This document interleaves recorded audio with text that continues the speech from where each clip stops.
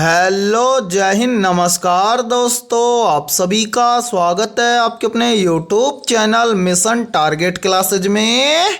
आज के इस क्लास में हम रेलवे ग्रुप डी परीक्षा 2025 के लिए पांचवा प्रैक्टिस सेट लेकर आए हैं और इस पांचवें प्रैक्टिस सेट के अंदर हम बहुत ही इंपॉर्टेंट क्वेश्चनों को कवर करेंगे। और मेरे भाई ये सभी क्वेश्चन आपके रेलवे ग्रुप डी एग्जाम 2025 के लिए इंपॉर्टेंट रहेंगे, इसलिए इस पांचवें प्रैक्टिस सेट को आपको कंप्लीट देखना है और इस प्रैक्टिस सेट के एंड में आपको बताना है कि आपके टोटल कितने क्वेश्चन है सही होते हैं। और यदि आप इस चैनल से पहली बार जुड़े हैं तो चैनल को कर लीजिए सब्सक्राइब और बेल आइकन को प्रेस करना, ताकि ऐसी ही शानदार क्लास का नोटिफिकेशन आपको सबसे पहले देखने को मिले। ठीक है, तो चलिए शुरू करते हैं आज के इस पांचवें प्रैक्टिस सेट को बिना देरी के।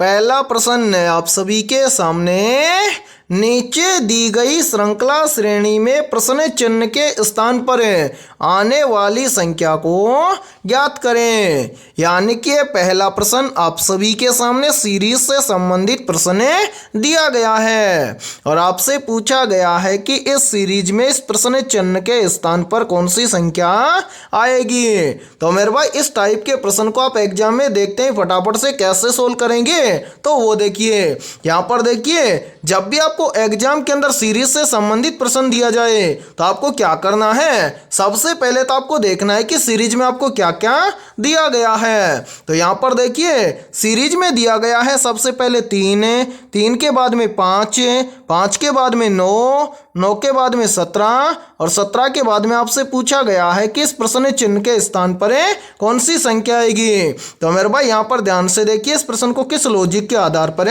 सोल्व किया गया है। यहाँ पर देखिए इस सीरीज में 3 से यहाँ पर बन जाएगा 5। कैसे, यदि हम 3 के अंदर क्या कर दें +2 कर दें तो 3 और 2 मिलकर बन जाएगा 5। फिर देखिए 5 से कितना बन रहा है 9, 5 से 9 कैसे बनेगा, तो यहाँ पर देखिए यदि हम 5 के अंदर क्या कर दें +4 कर दें तो 5 और 4 मिलकर बन जाएगा 9। फिर देखिए 9 से कितना बन रहा है 17, तो 9 से 17 कैसे बनेगा, तो मेरे भाई ध्यान से देखिए यदि हम 9 के अंदर क्या कर दें +8 कर दें तो 9 और 8 मिलकर बन जाएगा 17। अब इसी प्रकार से आपसे पूछा गया है कि इस प्रश्न चिन्ह के स्थान पर क्या आएगा। तो मेरे भाई इस प्रश्न चिन्ह की वैल्यू ज्ञात करने से पहले आपको यहाँ पर देखना है कि नीचे यहाँ पर कौन सी संख्या है और कौन सा लॉजिक लग रहा है। तो यहाँ पर ध्यान से देखिए नीचे हमारे पास संख्या आई है +2, उसके बाद में संख्या आई है +4, उसके बाद में संख्या आई है +8 है। यानी कि यहाँ पर क्या हो रहा है, सभी में कुछ न कुछ क्या हो रहा है प्लस हो रहा है। तो इतना हमें भी पता है कि आगे भी क्या होगा, कुछ न कुछ प्लस होगा, लेकिन कितना प्लस होगा कैसे ज्ञात करेंगे वो देखिए। यहाँ पर देखिए मेरे भाई सबसे पहले हुआ +2, उसके बाद में हुआ +4, उसके बाद में हुआ +8 है। तब आगे कितना प्लस होगा वो देखिए। यहां पर देखिए 2 से कितना बना 4, 2 से 4 बनेगा कैसे, तो यहां पर देखिए यदि हम 2 का क्या कर दें 2 गुना कर दें तो यहां पर बन जाएगा 4 है। फिर देखिए 4 से कितना बन रहा है 8 है, 4 से 8 बनेगा कैसे, तो मेरे भाई यहां पर भी देखिए यदि हम 4 का क्या कर दें 2 गुना कर दें तो यहां पर बन जाएगा 8 है। अब 8 से अगली संख्या ज्ञात करेंगे कैसे, तो मेरे भाई सभी का 2 गुना हुआ है तो 8 का भी हम क्या कर देंगे 2 गुना कर देंगे। 8 का 2 गुना कितना होता है, तो मेरे भाई 8 का 2 गुना होता है 16। अब यहां पर इस प्रश्न चिन्ह की वैल्यू ज्ञात करेंगे कैसे, तो मेरे भाई ध्यान से देखिए यदि हम इस 17 के अंदर क्या कर दें इस 16 को ऐड कर दें तो इस प्रश्न चिन्ह की वैल्यू ज्ञात हो जाएगी। तो ध्यान से देखिए यदि हम 17 के अंदर क्या कर दें +16 कर दें तो 17 और 16 मिलकर बन जाएगा 33 है। यानी कि इस प्रश्न चिन्ह के स्थान पर संख्या भरी जाएगी 33 है। अब हमें देखना है कि संख्या 33 किसी ऑप्शन में है, तो आंसर है संख्या 33 हमें दी गई है ऑप्शन डी के अंदर है। तो पहले प्रश्न के अंदर ऑप्शन डी हो जाएगा सभी का करेक्ट आंसर है। तो उम्मीद करता हूं कि पहला प्रश्न आपको अच्छे से क्लियर हो गया होगा और जब भी इस टाइप का प्रश्न आपको एग्जाम में दिया जाएगा तो फटाफट से सोल्व कर लेंगे। ठीक है, तो चलिए फिर अगला प्रश्न देखते हैं। दूसरा प्रश्न है आप सभी के सामने, किसी निश्चित कूट भाषा में GOPL को MIVF लिखा जाता है तो उसी कूट भाषा में RMDH को क्या लिखा जाएगा। यानी कि दूसरा प्रश्न आप सभी के सामने कोडिंग डिकोडिंग से संबंधित प्रश्न दिया गया है। तो मेरे भाई इस टाइप के प्रश्न को आप एग्जाम में देखते ही फटाफट से कैसे सोल्व करेंगे, तो वो देखिए जब भी इस टाइप का प्रश्न आपको एग्जाम में दिया जाए तो आपको क्या करना है, सबसे पहले तो आपको यहां पर पता करना है कि यहां पर GOPL को यहां पर MIVF कैसे लिखा गया है। फिर से इसी प्रकार से हम यहां पर बताएंगे कि RMDH को क्या लिखा जाएगा। तो मेरे भाई यहां पर ध्यान से देखिए इस प्रश्न को कैसे सोल्व किया गया है। सबसे पहले तो मेरे भाई यहां पर ध्यान से देखिए, यहां पर हमें बोला गया है कि GOPL इसको क्या लिखा गया है, तो मेरे भाई इसको लिखा गया है MIVF। ठीक है, अब यहां पर हम क्या करेंगे, सबसे पहले तो करेंगे इन सभी अल्फाबेट लेटर का नंबरिंग। तो मेरे भाई ध्यान से देखिए जी आता है अल्फाबेट लेटर के अंदर 7 नंबर पर है। उसके बाद में क्या है ओ आता है 15 नंबर पर है। फिर क्या है पी आता है 16 नंबर पर है। उसके बाद में क्या है एल आता है 12 नंबर पर है। इसी प्रकार से हम क्या करेंगे, यहां पर आगे जो अल्फाबेट लेटर दिए गए हैं इनका नंबरिंग करेंगे। तो मेरे भाई यहां पर देखिए एम आता है कितने नंबर पर, 13 नंबर पर है। उसके बाद में है आई आता है 9 नंबर पर है। फिर क्या है वी आता है 22 नंबर पर है। फिर क्या है एफ आता है 6 नंबर पर है। अब हमें यहाँ पर क्या करना है, यहाँ पर हमें देखना है केवल संख्या को। तो यहाँ पर देखिए मेरे भाई यहाँ पर 7 से कितना बन रहा है 13, 7 से 13 कैसे बनेगा। तो यहाँ पर देखिए यदि हम 7 के अंदर क्या कर दें +6 कर दें तो 7 और 6 मिलकर बन जाएगा 13। फिर देखिए यहाँ पर 15 से कितना बन रहा है 9, 15 से 9 कैसे बनेगा। तो यहाँ पर देखिए यदि हम 15 में से क्या कर दें -6 कर दें तो यहाँ पर बन जाएगा 9। फिर यहाँ पर देखिए 16 से कितना बन रहा है 22, तो 16 से 22 कैसे बनेगा। तो मेरे भाई यहाँ पर देखिए यदि हम 16 के अंदर क्या कर दें +6 कर दें तो 16 और 6 मिलकर बन जाएगा 22। फिर उसके बाद में देखिए यहाँ पर 12 से कितना बन रहा है 6, तो 12 से 6 कैसे बनेगा। तो यहाँ पर देखिए यदि हम 12 में से क्या कर दें -6 कर दें तो यहाँ पर बन जाएगा 6। यानी कि यहाँ पर कौन सा लॉजिक लगा है, तो मेरे भाई यहाँ पर जो हमारे सामने ये सभी अल्फाबेट लेटर दिए गए हैं इन सभी में क्रम से क्या किया गया है, पहले किया गया है +6, उसके बाद में -6, फिर उसके बाद में +6 और उसके बाद में -6। ये सभी करके यहाँ पर ये वाले अल्फाबेट लेटर लिखे गए हैं। अब इसी प्रकार से हमसे पूछा गया है कि यहाँ पर RMDH इसको क्या लिखा जाएगा। तो मेरे भाई हम क्या करेंगे, सबसे पहले तो इन सभी अल्फाबेट लेटर का करेंगे नंबरिंग। तो यहाँ पर थोड़ा सा ध्यान से समझिए मेरे भाई, देखिए यहाँ पर अब यहाँ पर देखिए सबसे पहले क्या करेंगे नंबरिंग करेंगे। तो देखिए आर का नंबर होता है कितना 18, तो यहाँ पर लिखेंगे 18। फिर क्या है एम का नंबर होता है 13, तो यहाँ पर लिखेंगे 13। उसके बाद में है डी आता है 4 नंबर पर, यहाँ पर लिखेंगे 4। डी के बाद में एच आता है 8 नंबर पर, यहाँ पर लिखेंगे 8। ठीक है, अब यहाँ पर क्या करेंगे कंटिन्यू। देखिए सबसे पहले यहाँ पर किया गया था +6, तो यहाँ पर हम 18 के अंदर क्या कर देंगे +6 कर देंगे। तो 18 और 6 कितना होता है, तो मेरे भाई 18 और 6 होता है कितना 24, तो यहां पर हम लिखेंगे 24 है। 24 नंबर पर कौन सा अल्फाबेट लेटर आता है, तो 24 नंबर पर अल्फाबेट लेटर आता है X, तो यहां पर हम लिख देंगे X। उसके बाद में देखिए आगे क्या है M आता है 13 नंबर पर है। यहां पर देखिए +6 करने के बाद में किया गया था -6, तो यहां पर हम क्या करेंगे 13 में से करेंगे -6, तो 13 में से -6 करेंगे तो यहां पर बच जाएगा क्या 7 है। 7 नंबर पर अल्फाबेट लेटर आता है G, तो यहां पर हम भर देंगे G। ठीक है, उसके बाद में क्या है M के बाद में है डी आता है 4 नंबर पर है। और मेरे भाई यहाँ पर देखिए -6 करने के बाद में किया गया था +6, तो यहाँ पर हम क्या कर देंगे 4 के अंदर कर देंगे +6, तो 4 और 6 मिलकर बन जाएगा 10 है। 10 नंबर पर कौन सा अल्फाबेट लेटर आता है, तो 10 नंबर पर अल्फाबेट लेटर आता है J, तो यहाँ पर हम भर देंगे J। उसके बाद में क्या है मेरे भाई लास्ट में H आता है 8 नंबर पर है। यहाँ पर देखिए लास्ट में किया गया है -6, तो यहाँ पर हम 8 में से क्या कर देंगे -6 कर देंगे, तो यहाँ पर कितना बचेगा, तो 8 में से -6 करेंगे तो यहाँ पर बच जाएगा 2। और 2 नंबर पर अल्फाबेट लेटर आता है B, तो यहां पर हम भर देंगे B। यानी कि RMDH इसको यहां पर लिखा जाएगा XGJB। अब हमें देखना है कि ये सभी अल्फाबेट लेटर में किसी ऑप्शन में दिए गए हैं, तो हाँ सर ये सभी अल्फाबेट लेटर में दिए गए हैं किस ऑप्शन में, ऑप्शन यानी कि मेरे भाई ध्यान से देखिए ये सभी दिए गए हैं ऑप्शन है सी के अंदर है, तो दूसरे प्रश्न के अंदर ऑप्शन सी हो जाएगा सभी का करेक्ट आंसर है। तो उम्मीद करता हूं कि दूसरा प्रश्न भी आपको अच्छे से क्लियर हो गया होगा, और जब भी इस टाइप का प्रश्न आपको एग्जाम में दिया जाएगा तो फटाफट से सोल्व कर लेंगे। ठीक है, तो चलिए फिर अगला प्रश्न देखते हैं।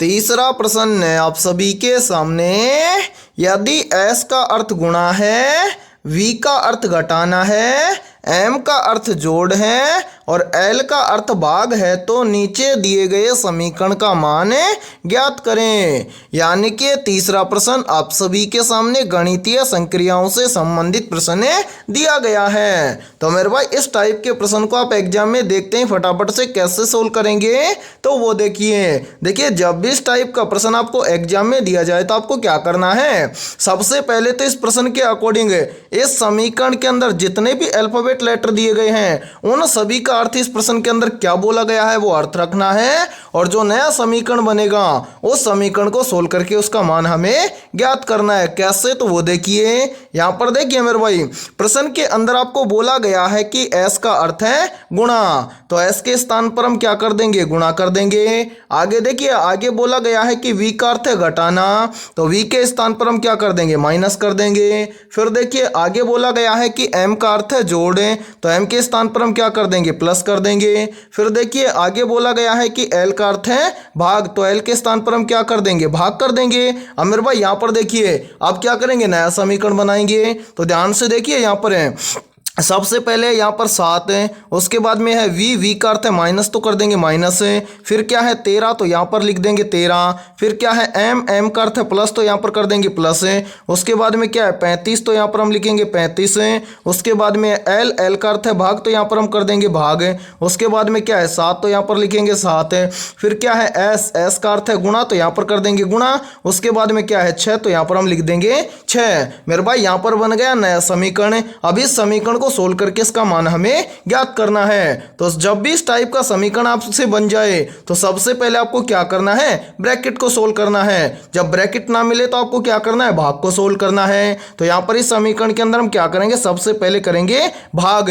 तो मेरे भाई यहां पर देखिए क्या बच रहा है, सबसे पहले तो क्या है 7 है, उसके बाद में क्या है -13, उसके बाद में देखिए क्या है प्लस 7 का भाग 5 में, यानी कि 7 का भाग 35 में देंगे तो ये चला जाएगा 7 पंजे 35। उसके बाद में बच जाएगा गुणा में 6। अब मेरे भाई भाग करने के बाद में क्या करेंगे, गुणा करेंगे। तो यहाँ पर देखिए फर्स्ट में 7, उसके बाद में -13, फिर है प्लस।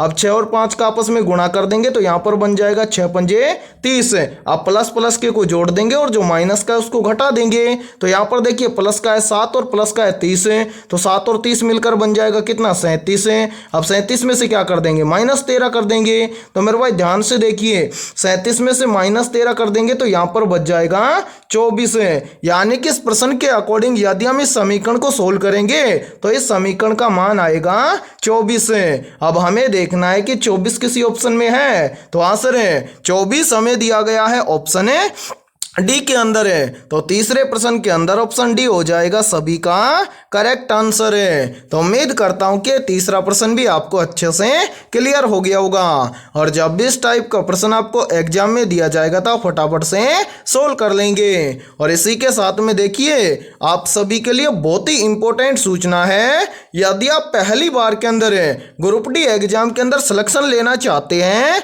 तो हमने आपके रेलवे ग्रुप डी एग्जाम 2025 के लिए GK, GS, mathematics, science, current affairs और रीजनिंग के टॉपिक वाइज लगभग 21,000 प्लस मोस्ट इंपोर्टेंट क्वेश्चनों का पीडीएफ सेट तैयार किया है। यदि आप ये 21,000 प्लस मोस्ट इंपोर्टेंट क्वेश्चनों का पीडीएफ सेट लेना चाहते हैं तो आप हमारे इस व्हाट्सएप नंबर पर कांटेक्ट करके ले सकते हैं। और मेरे भाई इस पीडीएफ सेट की प्राइस हमने रखी है मात्र और मात्र 51 रुपए, यानी कि ये पीडीएफ सेट आपको मात्र 51 रुपए के अंदर दिया जाएगा। और मेरे भाई ये सभी क्वेश्चन आपके रेलवे ग्रुप डी एग्जाम 2025 के लिए रामबाण साबित होने वाले हैं। तो जल्दी से जाइए और इस व्हाट्सएप नंबर पर आप कांटेक्ट करके इस पीडीएफ सेट को ले लीजिए और एग्जाम से पहले अपनी तैयारी को मजबूत बना लीजिए। ठीक है, तो चलिए फिर अगला प्रश्न देखते हैं।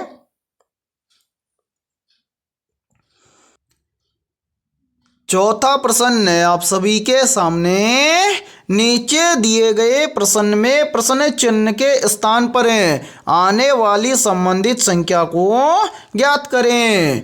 यानी कि चौथा प्रश्न आप सभी के सामने नंबर एनालॉजी से संबंधित प्रश्न दिया गया है और आपसे पूछा गया है कि इस प्रश्न चिन्ह के स्थान पर कौन सी संख्या आएगी। तो इस टाइप के प्रश्न को आप एग्जाम में देखते हैं, फटाफट से कैसे सोल्व करेंगे तो वो देखिए जब भी इस टाइप का प्रश्न आपको एग्जाम में दिया जाए तो आपको क्या करना है। सबसे पहले तो आपको यहाँ पर पता करना है कि 14 से यहाँ पर 225 कैसे बना है। यानी कि जिस प्रकार से 14 से यहाँ पर 225 बना है, सेम इसी प्रकार से हम यहाँ पर बताएंगे कि 16 से इस प्रश्न चिन्ह के स्थान पर कौन सी संख्या आएगी। तो मेरे भाई यहाँ पर ध्यान से समझिए इस प्रश्न को किस लॉजिक के आधार पर सोल्व किया गया है। यहाँ पर देखिए 14 से यहाँ पर 225 बनाने के लिए क्या किया गया है। सबसे पहले तो इस 14 के अंदर किया गया है +1। तो मेरे भाई यहाँ पर ध्यान से समझिए, देखिए 14 के अंदर +1 कर देंगे तो 14 और 1 मिलकर बन जाएगा 15। 15 से 225 बनाने के लिए क्या किया गया है, यहाँ पर इस 15 का किया गया है स्क्वायर। 15 का स्क्वायर होता है कितना, 225 और 225 यहाँ पर हमारे सामने दिया गया है। अब हम भी क्या काम करेंगे, यही सेम लॉजिक लगाएंगे 16 के अंदर है और इस 16 से इस प्रश्न चिन्ह की वैल्यू ज्ञात करेंगे। तो करेंगे क्या, सबसे पहले तो इस 16 के अंदर हम क्या कर देंगे, +1 कर देंगे तो 16 और 1 मिलकर बन जाएगा 17। अब जिस प्रकार से यहाँ पर 15 का स्क्वायर किया गया है, इसी प्रकार से हम यहाँ पर कर देंगे 17 का स्क्वायर। 17 का स्क्वायर कितना होता है, तो मेरे भाई 17 का स्क्वायर होता है 289। यानी कि इस प्रश्न चिन्ह के स्थान पर संख्या भरी जाएगी 289। अब हमें देखना है कि संख्या 289 किसी ऑप्शन में है। तो हाँ सर, संख्या 289 हमें दी गई है ऑप्शन बी के अंदर है। तो चौथे प्रश्न के अंदर ऑप्शन बी हो जाएगा सभी का करेक्ट आंसर है। तो उम्मीद करता हूं कि चौथा प्रश्न भी आपको अच्छे से क्लियर हो गया होगा।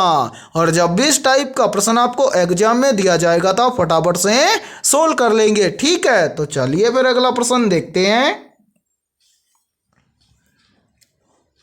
पांचवा प्रश्न है आप सभी के सामने। नीचे दी गई आकृति में प्रश्न चिन्ह के स्थान पर आने वाली लुप्त संख्या को ज्ञात करें। यानी कि पांचवा प्रश्न आप सभी के सामने मिसिंग नंबर से संबंधित प्रश्न दिया गया है और आपसे पूछा गया है कि इस आकृति में इस प्रश्न चिन्ह के स्थान पर कौन सी संख्या आएगी। तो मेरे भाई इस टाइप के प्रश्न को आप एग्जाम में देखते ही फटाफट से कैसे सोल्व करेंगे तो वो देखिए इस टाइप के प्रश्न को एग्जाम में कैसे सोल्व करते हैं। या तो हम इस टाइप के प्रश्न को सोल्व करेंगे कैसे, कॉलम के अंदर है, या फिर हम इस टाइप के प्रश्न को सोल्व करेंगे रो के अंदर है। अब 90% स्टूडेंट यहां पर बोलेंगे कि सर हमें कैसे पता चलेगा कि हम इस प्रश्न को रो में सोल्व करें या फिर कॉलम में। तो मेरे भाई जिस तरफ आपको बड़ी संख्या दिखाई दे 90% इस टाइप के प्रश्न को बड़ी संख्या की ओर ही आपको सोल्व करना है। तो मेरे भाई ध्यान से देखिए, बड़ी संख्या में दिख रही है किसके अंदर है, कॉलम के अंदर है। तो समझना हम इस प्रश्न को किसके ऊपर सोल्व करेंगे, कॉलम के लॉजिक के आधार पर सोल्व करेंगे। तो मेरे भाई यहां पर ध्यान से देखिए, एक बार इन सभी को यहां से हटा देते हैं ताकि आपको समझने में कोई भी प्रॉब्लम ना आए। अब यहां पर ध्यान से देखिए हम क्या करेंगे, इस प्रश्न को कॉलम के अंदर सोल्व करेंगे। तो सबसे पहले तो हम यहाँ पर देखेंगे कि यहाँ पर इस पहले कॉलम के अंदर यहाँ पर 174 कैसे आया है। फिर उसी प्रकार से हमें यहाँ पर पता करना है कि इस दूसरे कॉलम में यहाँ पर 298 कैसे आया है। फिर सेम इसी प्रकार से हम यहाँ पर ज्ञात करेंगे कि इस तीसरे कॉलम में इस प्रश्न चिन्ह के स्थान पर कौन सी संख्या आएगी। तो मेरे भाई यहाँ पर ध्यान से देखिए इस प्रश्न को किस लॉजिक के आधार पर सोल्व किया गया है। तो सबसे पहले तो यहाँ पर देखिए, यहां पर इस पहले कॉलम में यहां पर 174 लाया गया है कैसे। तो मेरे भाई यहां पर क्या किया गया है, देखिए 174 के जस्ट ऊपर कितनी संख्या है, 2 संख्या है। पहली संख्या है 13 और दूसरी संख्या है 5। तो मेरे भाई इस पहली संख्या 13 का क्या किया गया है, इस 13 का किया गया है स्क्वायर। 13 का स्क्वायर कितना होता है? तो मेरे भाई 13 का स्क्वायर होता है 169, और 169 के अंदर क्या किया गया है? इस 5 को जोड़ा गया है। तो मेरे भाई ध्यान से देखिए, 169 के अंदर हम 5 को जोड़ देंगे तो यहाँ पर बन जाएगा 174, और ध्यान से देखिए 174 यहाँ पर आप सभी के सामने दिया गया है। अब इसी प्रकार से हम यहाँ पर देखेंगे कि इस दूसरे कॉलम में 298 से इसी प्रकार से आया है क्या? तो यहाँ पर भी देखिए 298 के जस्ट ऊपर कितनी संख्या है? 2 संख्या है। पहली संख्या है 17 और दूसरी संख्या है 9। तो मेरे भाई यहाँ पर भी हम क्या करेंगे? सबसे पहले तो इस पहली संख्या 17 का करेंगे स्क्वायर। तो यहाँ पर ध्यान से देखिए 17 का स्क्वायर कितना होता है? तो मेरे भाई 17 का स्क्वायर होता है 289। अब हम क्या करेंगे? इस 289 के अंदर इस दूसरी संख्या 9 को ऐड कर देंगे। तो यहाँ पर ध्यान से देखिए 289 के अंदर 9 को ऐड कर देंगे तो यहाँ पर बन जाएगा 298, और ध्यान से देखिए 298 यहाँ पर आप सभी के सामने दिया गया है। तो मैं यहाँ पर उम्मीद करता हूँ कि आप आसानी से बता देंगे कि इस तीसरे कॉलम में इस प्रश्न चिन्ह के स्थान पर कौन सी संख्या आएगी। तो हाँ सर, हम आसानी से बता देंगे कि इस तीसरे कॉलम में इस प्रश्न चिन्ह के स्थान पर कौन सी संख्या आएगी। तो मेरे भाई ध्यान से देखिए, इस प्रश्न चिन्ह के भी जस्ट ऊपर कितनी संख्या है? 2 संख्या है। पहली संख्या है 20 और दूसरी संख्या है 10। तो करेंगे क्या? सभी की तरह सबसे पहले तो इस 20 का करेंगे स्क्वायर। तो मेरे भाई यहाँ पर ध्यान से देखिए 20 का स्क्वायर कितना होता है? तो मेरे भाई 20 का स्क्वायर होता है 400। अब इस 400 के अंदर क्या कर देंगे? इस दूसरी संख्या 10 को ऐड कर देंगे। तो ध्यान से देखिए 400 के अंदर 10 को ऐड कर देंगे तो यहाँ पर बन जाएगा 410, यानी कि इस प्रश्न चिन्ह के स्थान पर संख्या भरी जाएगी 410। अब हमें देखना है कि संख्या 410 किसी ऑप्शन में है। तो आंसर है संख्या 410 हमें दी गई है ऑप्शन बी के अंदर है। तो 5वें प्रश्न के अंदर ऑप्शन बी हो जाएगा सभी का करेक्ट आंसर है। तो उम्मीद करता हूँ कि 5वां प्रश्न भी आपको अच्छे से क्लियर हो गया होगा, और जब भी इस टाइप का प्रश्न आपको एग्जाम में दिया जाएगा तो आप फटाफट से सोल्व कर लेंगे। ठीक है, तो चलिए फिर अगला प्रश्न देखते हैं।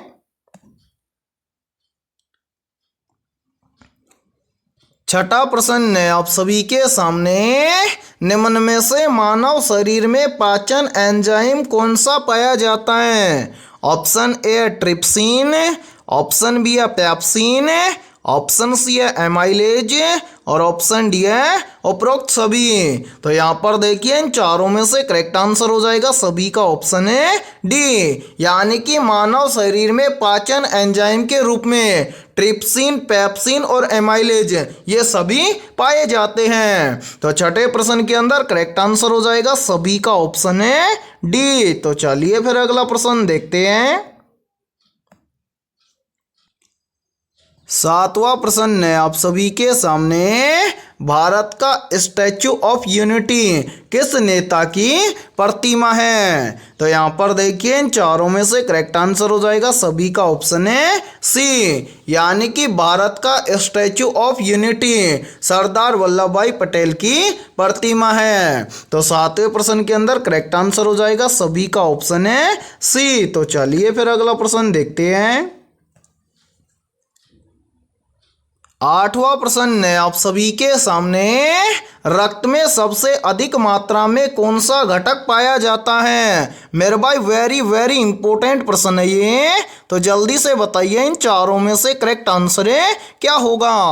आपसे पूछा गया है कि रक्त में सबसे अधिक मात्रा में कौन सा घटक पाया जाता है। तो यहाँ पर देखिए इन चारों में से करेक्ट आंसर हो जाएगा सभी का ऑप्शन है सी, यानी कि रक्त में सबसे अधिक मात्रा में पाया जाता है प्लाज्मा। तो 8वें प्रश्न के अंदर करेक्ट आंसर हो जाएगा सभी का ऑप्शन है सी। तो चलिए फिर अगला प्रश्न देखते हैं। 9वां प्रश्न है आप सभी के सामने, फतेहपुर सीकरी किस मुगल सम्राट द्वारा बसाई गई थी? ऑप्शन ए बाबर द्वारा, ऑप्शन बी है हुमायूं द्वारा, ऑप्शन सी है अकबर द्वारा, और ऑप्शन डी है औरंगजेब द्वारा। तो यहाँ पर देखिए इन चारों में से करेक्ट आंसर हो जाएगा सभी का ऑप्शन है सी, यानी कि फतेहपुर सीकरी मुगल सम्राट कौन था? अकबर, इसके द्वारा बसाई गई थी। तो 9वें प्रश्न के अंदर करेक्ट आंसर हो जाएगा सभी का ऑप्शन है सी। इसी के साथ में देखिए यहीं से क्वेश्चन और बनता है और काफी बार एग्जाम के अंदर पूछा भी जाता है। पूछा जाता है कि फतेहपुर सीकरी में स्थित बुलंद दरवाजे का निर्माण किसने करवाया था? तो मेरे भाई याद रखिए, फतेहपुर सीकरी के अंदर स्थित बुलंद दरवाजे का निर्माण करवाया था अकबर ने। ठीक है, तो चलिए फिर अगला प्रश्न देखते हैं। 10वां प्रश्न है आप सभी के सामने, अमल वर्षा किसकी उपस्थिति के कारण होती है? तो यहां पर देखिए इन चारों में से करेक्ट आंसर हो जाएगा सभी का ऑप्शन है बी, यानी कि अमल वर्षा SO2 और NO2 की उपस्थिति के कारण होती है। तो 10वें प्रश्न के अंदर करेक्ट आंसर हो जाएगा सभी का ऑप्शन है बी। और मेरे भाई यहाँ पर देखिए, यदि ये क्लास आपको पसंद आ रही है तो जल्दी से एक बार इस क्लास को लाइक कर दीजिए, और यदि आप इस चैनल से पहली बार जुड़े हैं तो चैनल को कर लीजिए सब्सक्राइब और बेल आइकन को प्रेस करना, ताकि ऐसी शानदार क्लास का नोटिफिकेशन आपको सबसे पहले देखने को मिले। ठीक है, तो चलिए फिर अगला प्रश्न देखते हैं। 11वां प्रश्न है आप सभी के सामने, निम्नलिखित में से गोलकुंडा किला किस राज्य में स्थित है? ऑप्शन ए है कर्नाटक राज्य में, ऑप्शन बी है तेलंगाना राज्य में, ऑप्शन सी है आंध्र प्रदेश राज्य में, और ऑप्शन डी है महाराष्ट्र राज्य में। तो यहाँ पर देखिए इन चारों में से करेक्ट आंसर हो जाएगा सभी का ऑप्शन है बी, यानी कि इन सभी में से जो तेलंगाना राज्य है, इस तेलंगाना राज्य में गोलकुंडा किला स्थित है। तो 11वें प्रश्न के अंदर करेक्ट आंसर हो जाएगा सभी का ऑप्शन है बी। और मेरे भाई इस क्लास के अंदर आपको एंड तक बने रहना है, क्योंकि इस क्लास के अंदर बहुत ही इंपॉर्टेंट क्वेश्चन होने वाले हैं। ठीक है, तो चलिए फिर अगला प्रश्न देखते हैं। 12वां प्रश्न है आप सभी के सामने, मेंडलीफ ने आवर्त सारणी का वर्गीकरण किसके आधार पर किया था?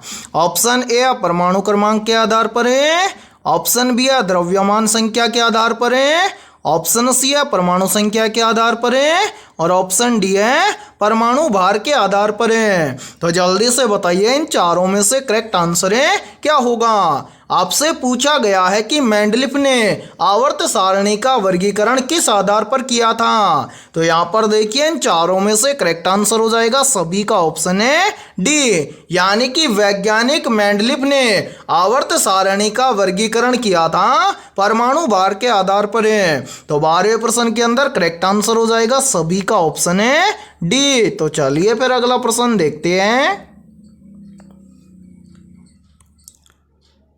13वां प्रश्न है आप सभी के सामने, लाल किले का निर्माण किसने करवाया था? ऑप्शन ए अकबर ने, ऑप्शन बी है शाहजहां ने, ऑप्शन सी है बाबर ने, और ऑप्शन डी है जहांगीर ने। तो यहाँ पर देखिए इन चारों में से करेक्ट आंसर हो जाएगा सभी का ऑप्शन है बी, यानी कि लाल किले का निर्माण करवाया था शाहजहां ने। तो 13वें प्रश्न के अंदर करेक्ट आंसर हो जाएगा सभी का ऑप्शन है बी। तो चलिए फिर अगला प्रश्न देखते हैं। 14वां प्रश्न है आप सभी के सामने, प्रसिद्ध ओडिसी नृत्य शैली किस राज्य से संबंधित है? ऑप्शन ए पश्चिम बंगाल राज्य से, ऑप्शन बी है ओडिशा राज्य से, ऑप्शन सी है आंध्र प्रदेश राज्य से, और ऑप्शन डी है असम राज्य से। तो जल्दी से बताइए इन चारों में से करेक्ट आंसर क्या होगा? और मेरे भाई 100 में से 90% स्टूडेंट इस प्रश्न का आंसर आसानी से दे देंगे। आपसे पूछा गया है कि प्रसिद्ध ओडिसी नृत्य शैली किस राज्य से संबंधित है। तो यहाँ पर देखिए इन चारों में से करेक्ट आंसर हो जाएगा सभी का ऑप्शन है बी, यानी कि प्रसिद्ध ओडिसी नृत्य शैली ओडिशा राज्य से संबंधित है। तो 14वें प्रश्न के अंदर करेक्ट आंसर हो जाएगा सभी का ऑप्शन है बी। तो चलिए फिर अगला प्रश्न देखते हैं। 15वां प्रश्न है आप सभी के सामने, निम्न में से विक्टोरिया मेमोरियल कहाँ स्थित है? ऑप्शन ए है नई दिल्ली में, ऑप्शन बी है कोलकाता में, ऑप्शन सी है मुंबई में और ऑप्शन डी है बेंगलुरु में। तो यहाँ पर देखिए इन चारों में से करेक्ट आंसर हो जाएगा सभी का ऑप्शन है बी, यानी कि विक्टोरिया मेमोरियल स्थित है कोलकाता में। तो 15 प्रश्न के अंदर करेक्ट आंसर हो जाएगा सभी का ऑप्शन है बी। तो चलिए फिर अगला प्रश्न देखते हैं। 16वां प्रश्न है आप सभी के सामने, निम्न में से हरिवंश राय बच्चन किसके लिए प्रसिद्ध थे? ऑप्शन ए है कहानी के लिए, ऑप्शन बी है उपन्यास के लिए, ऑप्शन सी है कविता के लिए और ऑप्शन डी है नाटक के लिए। तो यहाँ पर देखिए इन चारों में से करेक्ट आंसर हो जाएगा सभी का ऑप्शन है सी, यानी कि इन सभी में से हरिवंश राय बच्चन कविता के लिए प्रसिद्ध थे। तो 16वें प्रश्न के अंदर करेक्ट आंसर हो जाएगा सभी का ऑप्शन है सी। तो चलिए फिर अगला प्रश्न देखते हैं। 17वां प्रश्न है आप सभी के सामने, निम्नलिखित में से प्लासी का युद्ध कब हुआ था? ऑप्शन ए है 1739 में, ऑप्शन बी है 1757 में, ऑप्शन सी है 1761 में और ऑप्शन डी है 1775 में। तो जल्दी से बताइए इन चारों में से करेक्ट आंसर है क्या होगा? आपसे पूछा गया है कि निम्नलिखित में से प्लासी का युद्ध कब हुआ था। तो यहाँ पर देखिए इन चारों में से करेक्ट आंसर हो जाएगा सभी का ऑप्शन है बी, यानी कि प्लासी का युद्ध हुआ था वर्ष 1757 में। तो 17वें प्रश्न के अंदर करेक्ट आंसर हो जाएगा सभी का ऑप्शन है बी। तो चलिए फिर अगला प्रश्न देखते हैं। 18वां प्रश्न है आप सभी के सामने, निम्न में से कामायनी महाकाव्य की रचना किसने की थी? तो यहाँ पर देखिए इन चारों में से करेक्ट आंसर हो जाएगा सभी का ऑप्शन है ए, यानी कि कामायनी महाकाव्य की रचना की थी जयशंकर प्रसाद ने।